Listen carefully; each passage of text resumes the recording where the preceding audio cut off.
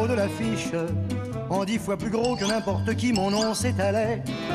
Je me voyais déjà adulé et riche, signant mes photos aux admirateurs qui se bousculaient.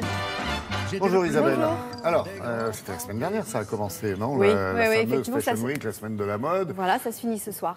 D'accord. Et c'est la présentation des collections, je m'y connais pas, mais c'est printemps-été, c'est ça? Tout à fait. Bah, si vous vous y connaissez. Bon, Et mais bon. Vous nous avez sélectionné quelques créateurs. Exactement. Cette année, c'est vraiment un vrai mercato parce que c'est les chaises musicales dans les maisons de couture. Il y avait 6 maisons qui présentaient des collections avec des nouveaux directeurs artistiques. C'est important, un directeur artistique. Il y a quelqu'un qui a racheté Mbappé, un autre Neymar, c'est ça?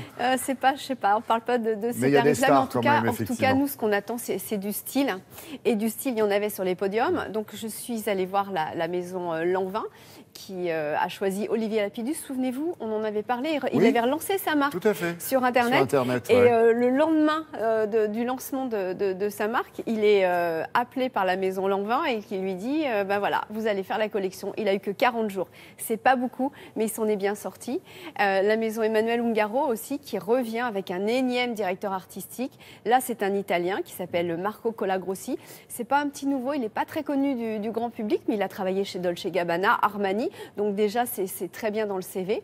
Et puis la maison Guy Laroche, qui revient aussi avec Richard René. Alors pareil, le grand public ne le connaît pas. Il a travaillé dans l'ombre, il était chez Jean-Paul Gaultier. Puis surtout, c'est le lauréat du festival de hier. Donc c'est une belle référence aussi sur un CV. Nous les avons rencontrés dans leur studio de création. Ils étaient un peu stressés. C'est normal. Hein, c'est normal. Faut les comprendre. Mais voilà, découvrez-les.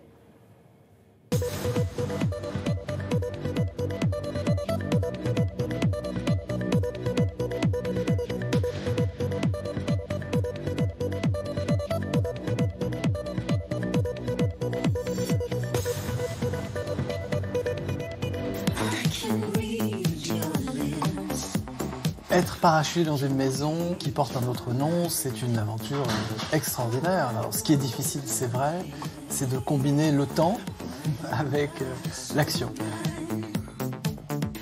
Le succès d'une marque aujourd'hui, c'est d'avoir une forte identité. L'erreur faite souvent, c'est que le créateur se substitue à la marque en faisant sa mode à lui. On ne fait pas de futur sans passé. Il m'a fallu chercher dans les archives un peu l'ADN de la maison. Je me suis posé la question, mais qu'est-ce que le style Lanvin? Je m'aperçois que les immenses manches, comme l'avait fait Pagode, c'est actuel, que les décolletés, en fin de compte, c'est toujours actuel, mais il y a une façon de les faire, que ces finitions, on peut tout à fait les réintégrer dans une mode d'aujourd'hui et essayer de repartir sur une base rajeunie avec un esprit de Jeanne, en fait.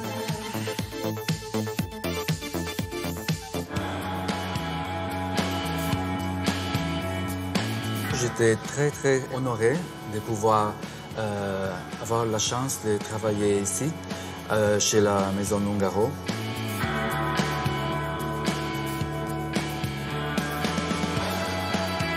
Moi, j'ai fait ma plus grande expérience, c'était avec Dolce & Gabbana, en Italie, à Milan, où je suis né.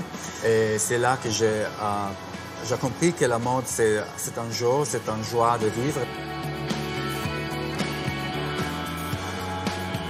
Dans cette collection-là, vous pouvez trouver des jacquards en soie, de mousseline, de coton ou de soie, même de la fibre métallique ou du cellophane.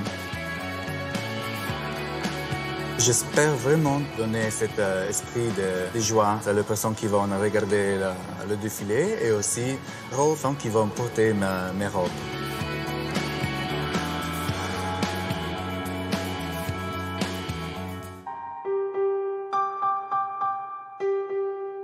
Je suis rentrée dans la maison il y a 2 mois. J'avais tout de suite envie d'une collection hommage à Mireille d'Arc. Donc j'ai revu tous ces films pour revisiter le style que Mireille d'Arc pourrait porter aujourd'hui chez Guy Laroche. C'est aussi pour ça qu'on fait appel à moi, c'est que je pense parce que ça ressemble à un esprit de liberté, d'irrévérence, de femmes libres, de femmes un peu sexy, de femmes qui jouent avec son corps. Tout est noir et blanc. Les matières sont les plus simples, mais les plus belles qui soient. J'ai été l'assistante de Jean-Paul Gaultier pour la couture pendant 7 ans. J'ai appris beaucoup de choses avec lui, évidemment.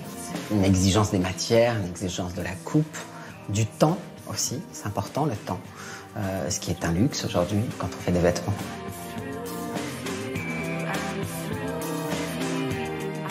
Il a raison, le temps, c'est ce qui manque le plus souvent aux créateurs. Vous revenez justement à propos de temps vendredi, oui. Isabelle, pour nous parler non pas de défilé, mais plutôt organisation. Voilà, ce qui fait un défilé, c'est l'organisation et des fois c'est des choses incroyables. Donc surprise. Rendez-vous est pris, merci. Vendredi. Passez une belle journée, Merci. Isabelle.